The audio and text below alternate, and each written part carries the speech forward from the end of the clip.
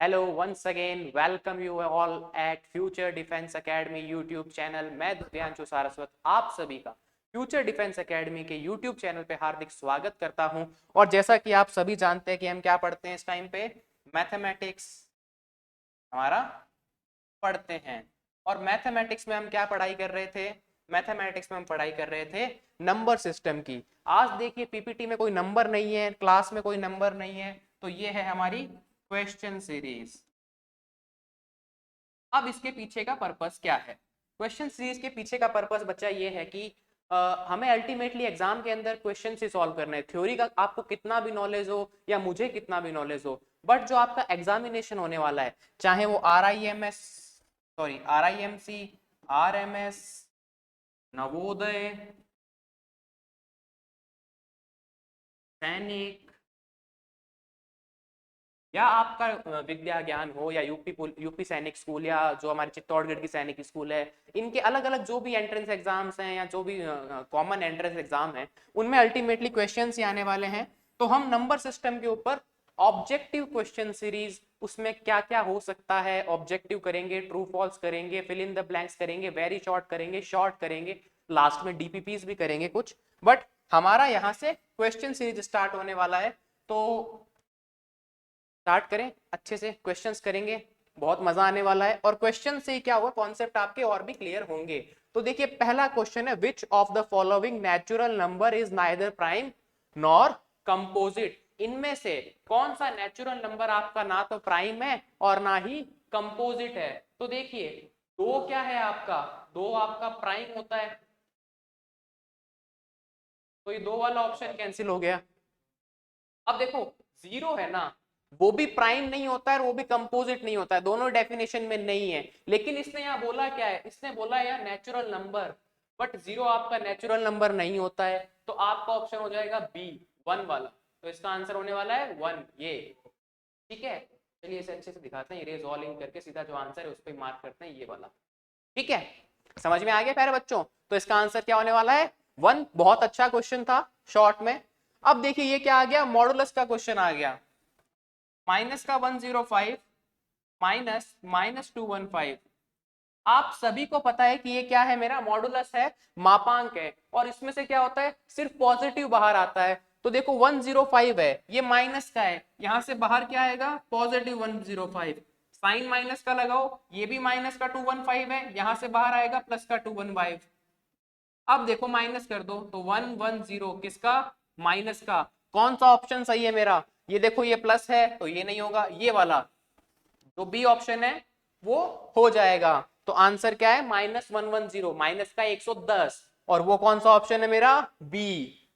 Now ये कह रहा है इफ एक्स एंड वाई, ये दे रहा है x by y is equals to 6/5, और ये फिर पूछ रहा है x square plus y square, x square minus y square. देखो अगर हम एक तरीके से रेशो वाले से करें तो अलग कॉन्सेप्ट है, और एक कंपोनेंट और डिपेंडेंट रूल लगता है वो भी अलग होता है। बट आपको कुछ भी नहीं करना है, आप सीधा कंपेयर कर लो। क्या कर लो, कंपेयर। एक्स की वैल्यू आ जाएगी 6, वाई की वैल्यू आ जाएगी 5, उठा के इसमें रख दो। 6 का स्क्वायर प्लस 5 का स्क्वायर, 6 का स्क्वायर माइनस आपका 5 का स्क्वायर। 6 का स्क्वायर होता है बच्चा 36, माइनस की जगह यहाँ प्लस आएगा, और नीचे क्या हो जाएगा, माइनस। इसकी वैल्यू क्या हो जाएगी, देखो 1 6 61/11। कौन सा ऑप्शन मोस्ट सुटेबल है, देखिए ये रहा, ये आंसर हो जाएगा मेरा। Next question, fourth question, the product of a non zero rational number with an irrational number is. देखो नॉन जीरो रेशनल नंबर है, देखो नॉन जीरो का मतलब क्या हुआ कि कोई ए नंबर है, A is element of R, R बोले तो रेशनल नंबर, ठीक है। यहाँ पे हम आर को रेशनल नंबर से बात कर रहे हैं, या मैं ऐसे लिख देता हूँ रेशनल नंबर, आपके लिए पूरा लिख देते हैं रेशनल नंबर। और ए क्या नहीं होना चाहिए, A is not equal to zero. क्यों, क्योंकि अगर ए जीरो होगा तो फिर किसी भी नंबर से मल्टीप्लाई करो, मेरे पास में वैल्यू क्या आने वाली है, जीरो ही आने वाली है। इसलिए इसने क्या बोला है, A is not equal to zero. अब आगे क्या कह रहा है, इरेशनल नंबर, ठीक है। प्रोडक्ट का मतलब क्या होता है, मल्टीप्लाई। तो एक बी मेरा क्या है, इरेशनल नंबर है।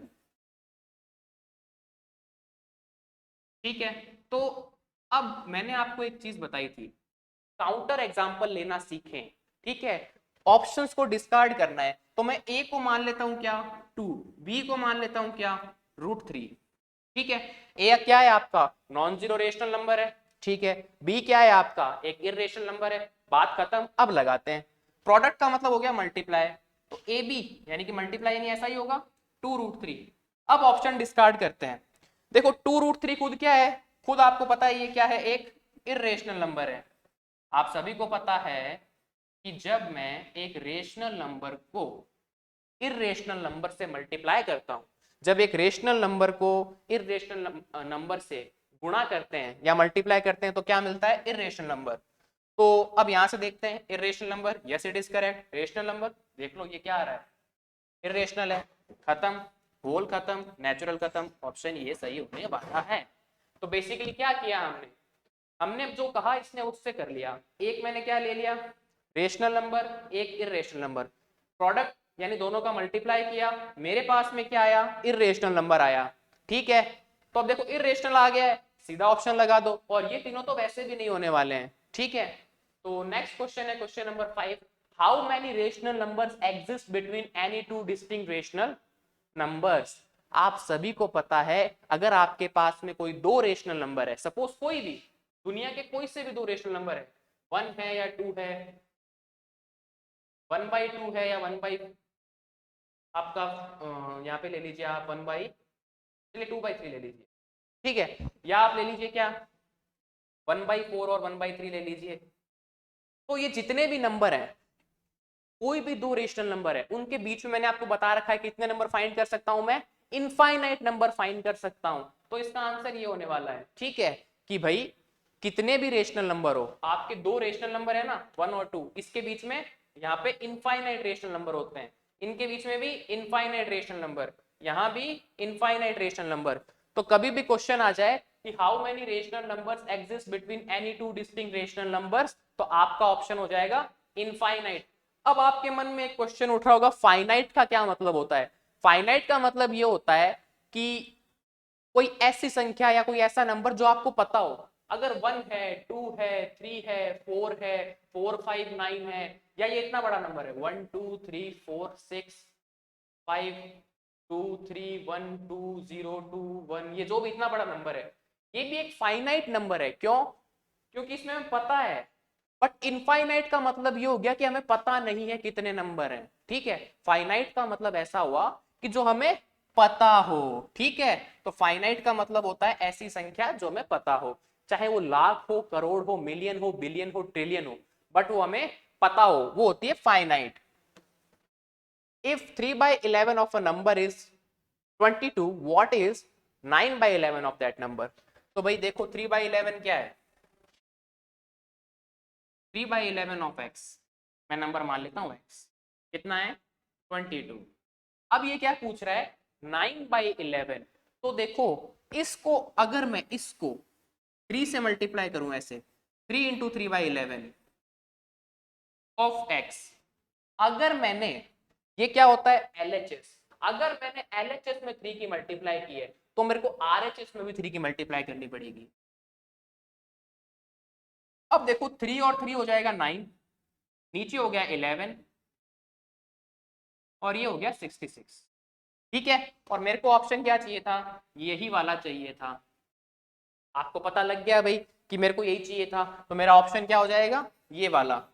अब कुछ लोग यहाँ पे क्या करेंगे, वो पहले x की वैल्यू निकालेंगे। देखो कैसे, 3/11 of x is equal to 22 दे रखा है, तो वो पहले इसको ऐसा लिखेंगे 3/11 of x is equal to 22, फिर इसको उस तरफ ले जाएंगे x is equal to 22 into 11/3, फिर हमें चाहिए 9/11 ऑफ x, तो वो 9/11 ऑफ x करने के लिए फिर इससे मल्टीप्लाई करेंगे ऐसे, 11 से 11 काटेंगे, यहाँ से 3 निकालेंगे 22, इसको 3 से करेंगे 66 आ जाएगा। ठीक है, और फिर वो इसके ऊपर सर्कल मार्क करके ऐसे लिखेंगे कि ये हमारा आंसर है। ये होता है बेटा एक एक ही रूल, हम हिंदी में पढ़ते हैं 1 1 रूल, जो हम पढ़ते हैं ना कि भाई the price of 10 pencils is 20, then find the price of 25 pencils. तो पहले हम 1 पेंसिल की निकालते हैं, फिर उससे वापस मल्टीप्लाई करते हैं. इसको बोलते हैं 1-1 रूल. हिंदी में इसको बोलते हैं एक-एक ही नियम. ठीक है. और ये क्या था, ये इसका शॉर्ट मेथड है. मैंने देखा कि ये सीधा इसका कितना है, 3 टाइम्स है, तो मैंने इसको सीधा 3 से मल्टीप्लाई किया और आंसर आ गया 66. देखो फर्स्ट स्टेप, सेकंड स्टेप में आंसर खत्म. First step, second step, third step, fourth step, मतलब डबल हो गया ना. यहाँ पे 2 स्टेप्स लग रहे हैं, यहाँ पे 4 स्टेप्स लग रहे हैं. कैलकुलेशन मिस्टेक भी हो सकती है, कुछ बच्चे जो कैलकुलेशन मिस्टेक करते हैं उनसे हो भी जाती है, क्योंकि देख लो यहाँ पे 3 और 5 7 नंबर है, तो कैलकुलेशन मिस्टेक कई बार हो जाती है. तो इस तरीके से आपको दिमाग चलाना है, ये वाली अप्रोच रखनी है आपको. क्वेश्चन करवाने का एक मतलब ये भी होता है कि किस अप्रोच से हम क्वेश्चन को कर सकते हैं. एक तो होती है आपकी बेसिक अप्रोच, और एक मैं आपको हर क्वेश्चन में बताऊंगा कि अप्रोच कैसी रखनी है कैसी नहीं रखनी है. ठीक है, दोनों बातें होती है. अब है रेशनल नंबर बिटवीन 2 एंड 3. तो देखो 2/3 है. 2/3 आपको पता है कहाँ होता है, की वैल्यू होती है 0.666, या मैं इसको ऐसा भी लिख सकता हूँ 0.6 के ऊपर बार. ठीक है भाई. अब ये वैल्यू क्या है, ये वैल्यू लेस देन 1 है, तो 2 और 3 के बीच में तो आने का सवाल ही नहीं है. बात करते हैं 5/2 की. 5/2 आप सबको पता है 2.5 होता है, तो ये वाली वैल्यू क्या है आपकी बीच में आ सकती है. तो अभी तक के लिए ये करेक्ट है. नेक्स्ट ऑप्शन देखो 11/3, ये कितना हो जाएगा, ये होता है बेटा 3.666 या 3.6 के ऊपर बार. और नेक्स्ट है 17/5, इसकी वैल्यू होती है 3.4. तो ये वाला भी नहीं हो सकता, ये वाला भी नहीं हो सकता, ओनली ये वाला करेक्ट है. और जब आप ऑब्जेक्टिव क्वेश्चन में कर रहे हो, एमसीक्यूज में कर रहे हो, आपको ये आंसर मिल गया, तो आपको नीचे वाले दोनों चेक करने की कतई जरूरत नहीं है. भाई एक ही आंसर होगा, 4 ऑप्शन में से आंसर एक ही होने वाला है, तो मैं पागल थोड़ी हूं कि भाई मेरा ये वाला आंसर हो गया और मैं इन दोनों को भी चेक कर रहा हूं. ऐसा किस कंडीशन में होता है, ऐसा उसी कंडीशन में होता है जब हमें खुद के ऊपर क्या नहीं होता है, कॉन्फिडेंस नहीं होता है कि हम सही कर सकते हैं या नहीं कर सकते हैं. तब हम क्या करते हैं, इसको भी दोबारा चेक करते हैं, फिर इन दोनों को भी चेक करते हैं, लास्ट में इसको भी चेक करते हैं. मतलब हर ऑप्शन को हम डबल चेक करने की कोशिश करते हैं, हर ऑप्शन को डबल चेक करने की कोशिश करते हैं, और हमारी कैलकुलेशन को भी हम दोबारा से चेक करते हैं. क्यों, क्योंकि हमें कॉन्फिडेंस नहीं है. और कॉन्फिडेंस क्यों नहीं होता, लैक ऑफ प्रैक्टिस. क्योंकि हम बच्चा प्रैक्टिस कम करते हैं, और हमारी प्रैक्टिस जब कम होगी तो हमारा पेन नहीं उठेगा, समझा नहीं पाऊंगा या कर नहीं पाऊंगा. अब देखो नेक्स्ट क्वेश्चन है, which of the following is या आर ग्रेटर देन एक्स. तो एक्स की वैल्यू यहाँ पे क्या है, 9/11. अब ये पूछ रहा है कि इनमें से कौन कौन एक्स से बड़ा है. सीधी सी बात है, ये क्या हो गया, एक तरीके से मैं इसको देखूं तो 90/11 कर दो इसको इस तरीके से. 0 पॉइंट कितना आएगा, 8, 20, 11. तो ये एक तरीके से मैं इसकी बात करूं तो 0.81 है. ठीक है, हम सिर्फ और सिर्फ 2 डिजिट तक की बात करेंगे. ठीक है, और अब बाकी सबसे कंपेयर करते हैं. तो 1/x है, तो देखो 1/x की वैल्यू क्या हो जाएगी, एक तरीके से ये क्या है, इसका रेसिप्रोकल है. और इसका रेसिप्रोकल का मतलब क्या हो गया, जस्ट उल्टा. ये फ्रैक्शन उल्टा हो जाएगा. देखो 1 का x का क्या हो गया 1/x, तो इसका उल्टा क्या हो जाएगा 11/9. अब देखो आपको पता है कि भाई डिनोमिनेटर छोटा है और आपका क्या है, जो ये न्यूमरेटर है ये बड़ा है, तो ये वैल्यू ऑलवेज ग्रेटर देन 1 आएगी. कितनी आएगी, क्या आएगी वो अलग बात है, पर ये वैल्यू ऑलवेज ग्रेटर देन 1 आएगी. कितनी आएगी वो भी देख लेते हैं. तो देखो ये कितना है, 110 हो जाएगा. चलो इसको एक बार ऐसे ही करते हैं. आइए 9 1 टाइम, फिर कितना आ जाएगा 20, अगेन 18, तो ये 1.2. ठीक है, तो इसकी वैल्यू हो गई 1/x की कितनी, 0.12. ठीक है, सॉरी इट्स 1.2 नॉट 0.12. तो ये वैल्यू आ गई मेरे पास 1.2. तो देख लो ये वाली वैल्यू क्या है, बड़ी हो गई, तो मतलब 1/x तो मेरे पास में बड़ा है. अब सेकंड बात करते हैं इसकी, x plus one upon x की।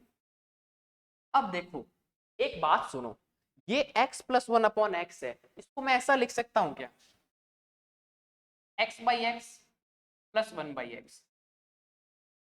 सुनना बात को ध्यान से, दोनों का एलसीएम सेम होता है तो दोनों को अलग अलग करके लिख सकते हैं। अब देख लो, अगर वापस मैं इसका करना चाहूं तो ये एलसीएम x आएगा, यहां से वापस x प्लस वन आ जाएगा, तो मेरे पास वापस यही स्टेप आ गया, मतलब मैं इस स्टेप से वापस यहां जा सकता हूं।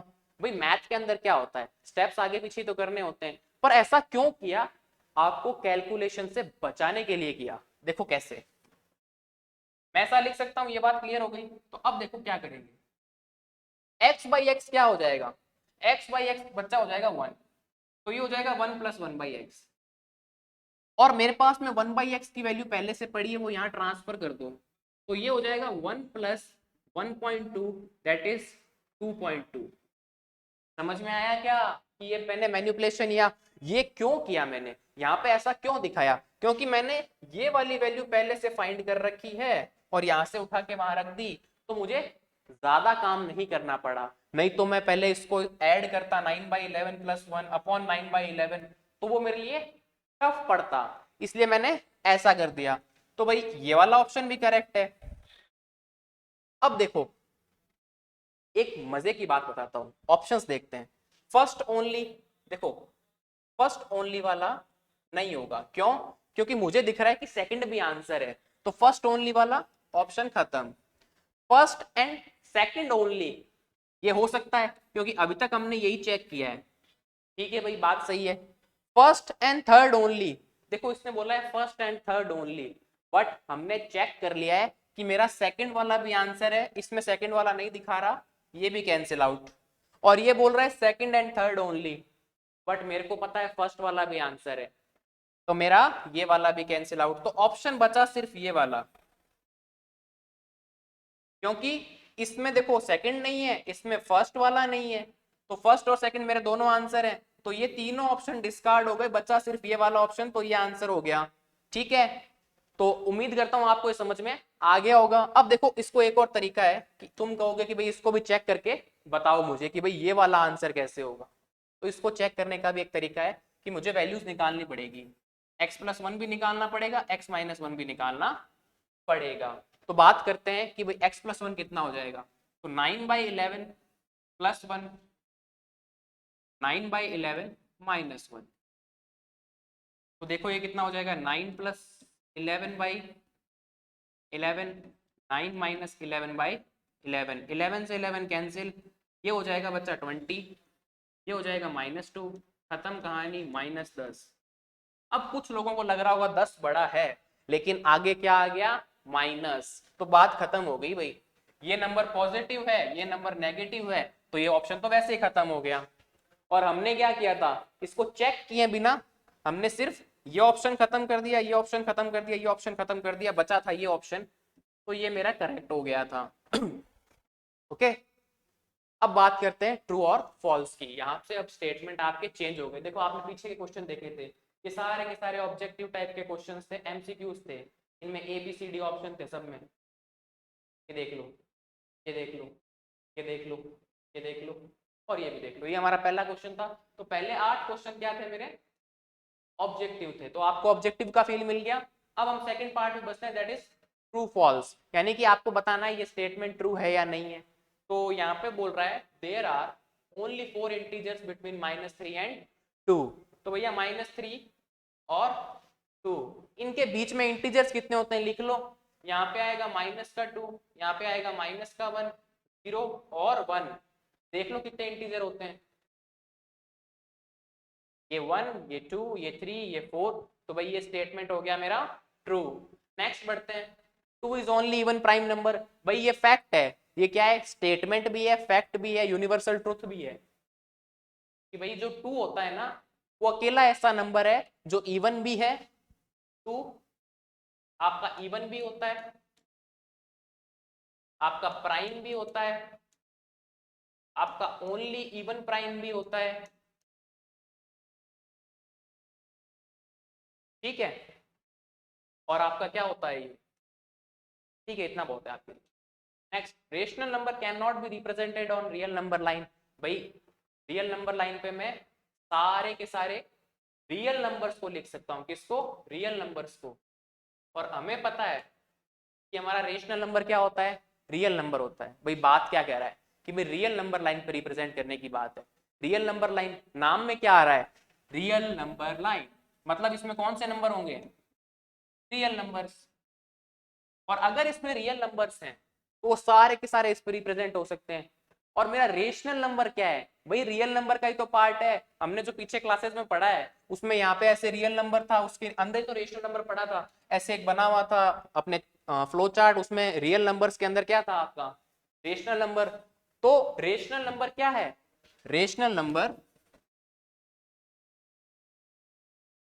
Is element of real number.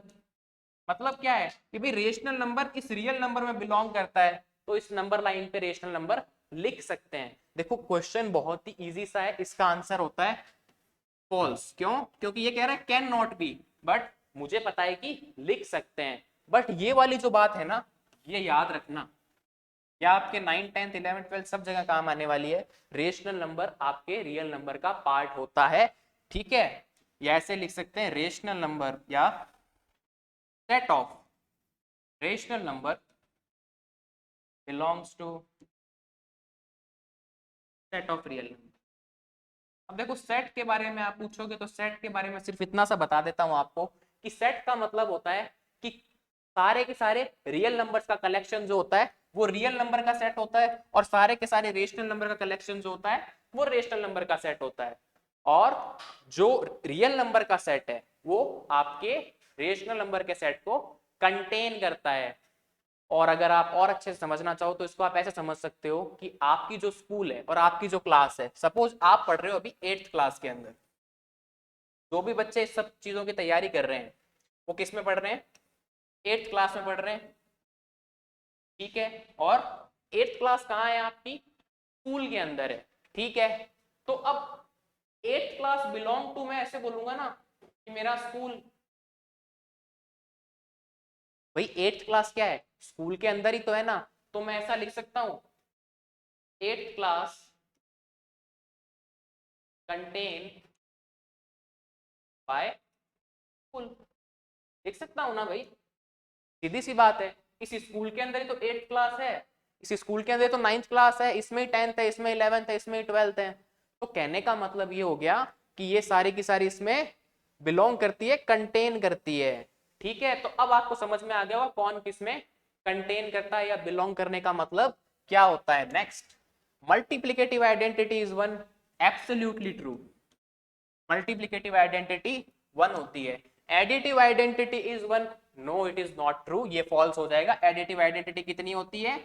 ये नहीं होती है। एडिटिव आइडेंटिटी आपके लिए होती है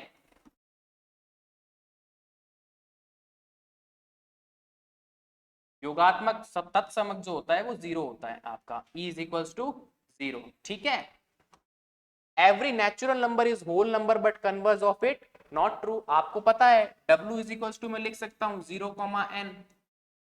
तो यहां से क्या होता है कि भाई every natural number is whole number, again वही कंटेन करने वाली बात कि भाई जो सेट W है वो n को कंटेन कर लेता है।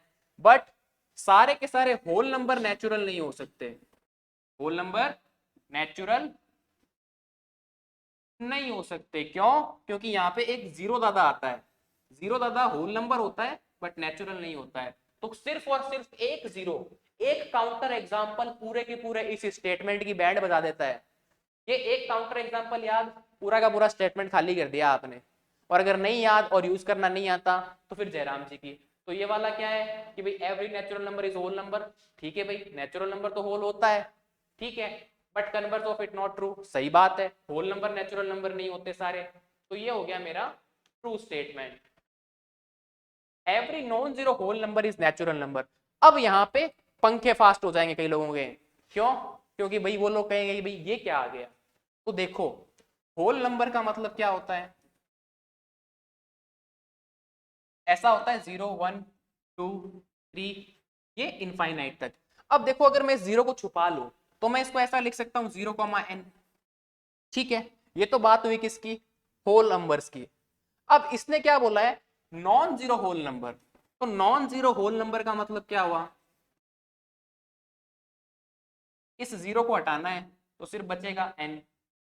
और ये तो बात वही हो गई, every non zero whole number n हो गया, और n का मतलब होता है नेचुरल नंबर। तो यहां पर ये स्टेटमेंट क्या हो जाएगा, ट्रू हो जाएगा। बट अगर स्टेटमेंट ऐसा होता, every whole number is natural number, अगर ये वाला स्टेटमेंट होता बच्चों, तो यहाँ पे क्या होता, ये आपका फॉल्स हो जाता। कारण क्या, वही जीरो वाला कारण। तो ये दोनों बहुत छोटा सा डिफरेंस है, यहाँ पे नॉन जीरो का डिफरेंस है और यहाँ पे सीधा नंबर है, तो स्टेटमेंट ट्रू और फॉल्स हो जाएगा। नॉन जीरो वाले में बता दिया, जीरो आपका काउंटर एग्जांपल आता है, इस पूरे स्टेटमेंट की बैंड बता देता है। क्वेश्चन नंबर 16 देखो, ट्रू फॉल्स हो गया, ऑब्जेक्टिव अप्रोच हो गई, अब बात आ गई फिल इन द ब्लैंक्स की। One is neither prime nor composite, ठीक है। एक आपका अभाज्य संख्या भी नहीं है और संयुक्त संख्या भी नहीं है, खत्म हो गई कहानी, छोटा सा Lallu question. Two is only even prime number, अभी पढ़ा था, पीछे क्वेश्चन भी आया था, remember. Negative of negative rational number, देखो कोई नेगेटिव रेशनल नंबर है -2/3, इसका अगर नेगेटिव करेंगे, मतलब इसको वापस नेगेटिव से मल्टीप्लाई करेंगे, तो ये 2/3 क्या आ जाएगा, पॉजिटिव। ये तो हो गया काउंटर एग्जांपल या एग्जांपल से। अब आप कहोगे कि भाई पी बाई क्यू की फॉर्म में बताओ, तो अगर कोई माइनस का P by Q rational number है नेगेटिव, उसका अगेन नेगेटिव लेंगे, इसका इससे मल्टीप्लाई होगा, तो पी बाई क्यू प्लस आ जाएगा, तो आ जाएगा पॉजिटिव। तो यहाँ पे आंसर आ जाएगा पॉजिटिव रेशनल नंबर।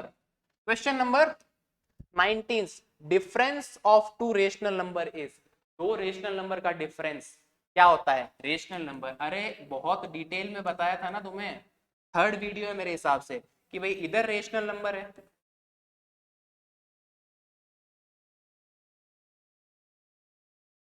फिर चाहे प्लस है, चाहे माइनस है, चाहे मल्टीप्लाई है, चाहे डिवाइड है, और ये चारों क्या होते हैं आपके फंडामेंटल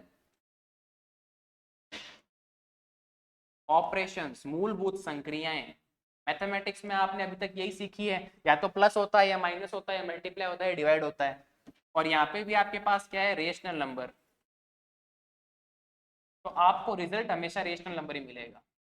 कहने का मतलब क्या, कि भाई रेशनल नंबर को चाहे प्लस करो रेशनल नंबर मिलेगा, चाहे रेशनल नंबर और रेशनल नंबर को माइनस करो तो भी रेशनल नंबर मिलेगा, चाहे दोनों रेशनल नंबर को मल्टीप्लाई करो तो भी रेशनल नंबर मिलेगा, चाहे दोनों को डिवाइड करो तो भी रेशनल नंबर मिलने वाला है।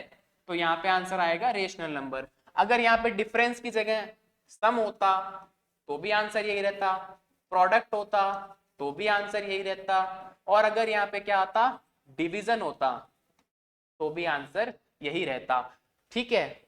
अब देखो आ गया मैच द कॉलम, ठीक है, true false fill in the blanks objective approach, और ये आ गया मैच द कॉलम, और ये आपका आज की क्लास का लास्ट क्वेश्चन है। क्लास थोड़ी लंबी हो गई होगी, ठीक है, और मैंने पढ़ाया भी थोड़ा सा फास्ट है, क्योंकि मेरी भी आज थोड़ी सांस फूल रही है, क्योंकि मैं थोड़ा सा फास्ट लेके चला हूं, क्योंकि मुझे 20 क्वेश्चंस को कवर अप करना था घड़ी की ओर देखते हुए।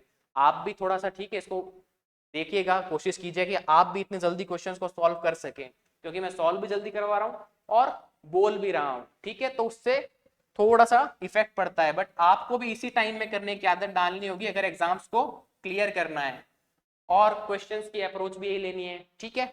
अब देखो मैच द कॉलम का क्वेश्चन है, यहाँ पे क्या हो रहा है, ये कौन सी प्रॉपर्टी दिख रही है, ऐसी वाली होती है एसोसिएटिविटी, जिसमें ए बी सी ऐसे होते हैं और ऐसा हो जाता है, इक्वल रहता है। तो भैया एसोसिएटिविटी तो है, पर किस साइन के अंडर में, कौन से साइन के अंडर एसोसिएटिव है, तो भैया मल्टीप्लीकेशन के अंदर एसोसिएटिव है, तो इसका इससे हो जाएगा, तो पहले का आंसर हो जाएगा क्यू, ठीक है, क्योंकि ये एसोसिएटिविटी अंडर मल्टीप्लीकेशन। देखो ये ब्रैकेट वाला रूल जो होता है ना, पहले लास्ट वाले दो पे फिर आगे वाले दो पे, और साइन कौन सा है, मल्टीप्लाई का, तो इस वाले रूल को बोलते हैं एसोसिएटिविटी, और साइन है मेरा मल्टीप्लाई का, तो आंसर बनेगा एसोसिएटिविटी अंडर मल्टीप्लिसिटी। ठीक है, यहां पे देखो 5/7 इंटू 1, 1 इंटू 5/7 इक्वल टू 5/7। तो 1 क्या होता है, आपसे पूछूं कि 1 क्या होता है, तो आप बोलोगे 1 होता है सर मल्टीप्लिकेटिव आइडेंटिटी। तो मल्टीप्लिकेटिव आइडेंटिटी का ऑप्शन है, देखो ये रहा, एग्जिस्टेंस ऑफ मल्टीप्लिकेटिव आइडेंटिटी, तो ये ऑप्शन मैच हो जाएगा। तो यहाँ पे सेकंड का ऑप्शन क्या हो जाएगा, आर। अब बात करते हैं थर्ड की, 2/5 इंटू 5/2, ये 1 आ गया। 1 क्या होता है, एग्जिस्टेंस ऑफ आपका मल्टीप्लिकेटिव इनवर्स, इसके लिए क्या आ जाएगा। अब देखो कुछ लोगों को यहाँ पे परेशानी होगी, आपने मल्टीप्लिकेटिव आइडेंटिटी का कॉन्सेप्ट यहाँ बताया है और इनवर्स का कॉन्सेप्ट यहाँ बताया है। तो देखो सुनो, a into E is equal to E into A, और ये a मिल जाए, तो ये कॉन्सेप्ट होता है मेरा आइडेंटिटी के लिए, ठीक है। और a into B is equal to E मिल जाए, तो ये होता है इनवर्स के लिए। ये बात ध्यान रख लेना, ठीक है, इन दोनों बातों को ध्यान रख लेना, कई बार कंफ्यूजन हो जाता है। तो ये देखो 2 का मल्टीप्लाई आइडेंटिटी मिली, तो किसका कॉन्सेप्ट, इनवर्स का, तो ये वाला हो जाएगा। और इसको ई से मल्टीप्लाई किया या ई को इससे मल्टीप्लाई किया, ए मिला, जो कि ये वाला कॉन्सेप्ट था, ये हो जाएगा मल्टीप्लिकेटिव आइडेंटिटी का, तो ये हो जाएगा भैया टी। ठीक है, थोड़ा भरा भरा लग रहा है, इसको उड़ाते हैं 1 मिनट के अंदर। तो अब देखो इसका इससे था, इसका से, और ये इससे, तो भाई पहले लिख लेते हैं, फर्स्ट का अगेन क्यू, सेकंड का आर, थर्ड का टी, फोर्थ का आएगा तब बात करेंगे, और फिफ्थ का भी। अब देखो फिफ्थ की बात करते हैं, 6 + 2/5, 2/5 + 6, ऑर्डर बदल रहा है, a + b = b + a, ये क्या होता है, कम्यूटेटिविटी, क्रम विनिमयता, और साइन कौन सा है, एडिशन, तो कम्यूटेटिविटी अंदर एडिशन, खत्म। नेक्स्ट है माइनस का 7/8 + 0, 0 + 7/8, माइनस का 7/8, वही a + e = e + a = वापस a मिल जाए, तो अगेन आइडेंटिटी का कॉन्सेप्ट है, और कौन सी आइडेंटिटी, एडिटिव वाली। तो देख लो कौन सा बचा, इसको बोलेंगे एग्जिस्टेंस ऑफ एडिटिव आइडेंटिटी, यानी कि एस ऑप्शन। तो यहां पे क्या हो जाएगा, फर्स्ट का क्यू, सेकंड का आर, थर्ड का टी, इसका पी और एस। ठीक है, तो यहां तक अपन ने किए 20 क्वेश्चंस, आगे भी क्वेश्चन है करवा सकता हूं, लेकिन आगे अपन नेक्स्ट क्लास में करेंगे, इसको यहीं तक रखेंगे क्योंकि क्लास भी थोड़ी लंबी हो गई है। ठीक है, तुम लोग भी थक गए होगे, 20 क्वेश्चन हैं, इनको अच्छे से करो, इसमें कोई डाउट लगे तो मुझे पूछना। देखो क्वेश्चंस के अंदर भी हम बहुत से कॉन्सेप्ट्स को समझेंगे, पुराना थ्योरी को रिवाइज करेंगे। कुछ थ्योरीज होती है या कुछ जो चीजें होती है वो क्या होता है कि हम नोट्स में नहीं बता सकते, लिखवा नहीं सकते, करवा नहीं सकते, या एट ए टाइम कई बार दिमाग में भी नहीं आती है, भाई मशीनरी नहीं है, ह्यूमन है, तो वो क्या होता है क्वेश्चंस के जरिए हो जाती है। और क्वेश्चंस के टाइप भी आपको पता लगे कि भाई किस किस टाइप के क्वेश्चन पूछे जा सकते हैं। ठीक है भाई, ये 4 ऑप्शन दे दे इस तरीके से, इसके 4 ऑप्शन बना के दे दे और फिर ऑब्जेक्टिव पूछ ले, तो भी कोई बड़ी बात नहीं है। ठीक है, बट इतना RIMC में आ सकता है, RMS के अंदर ऐसे क्वेश्चंस नहीं आएंगे, या आपके सैनिक में नहीं आएंगे, नवोदय में नहीं आएंगे, ये आपका मैक्सिमम टाइप का क्वेश्चन है, बहुत अच्छा क्वेश्चन है। ठीक है, तो नेक्स्ट अपन नेक्स्ट क्लास में करेंगे, कुछ 5-10 क्वेश्चन और हैं, उनको फटाफट नेक्स्ट क्लास में देखेंगे, और तब तक के लिए ठीक है, पढ़ते रहें, मुस्कुराते रहें, अपने और अपने परिवार का ध्यान रखें, और अपने और अपने परिवार का नाम रोशन भी करना है। ठीक है, जय हिंद, जय भारत।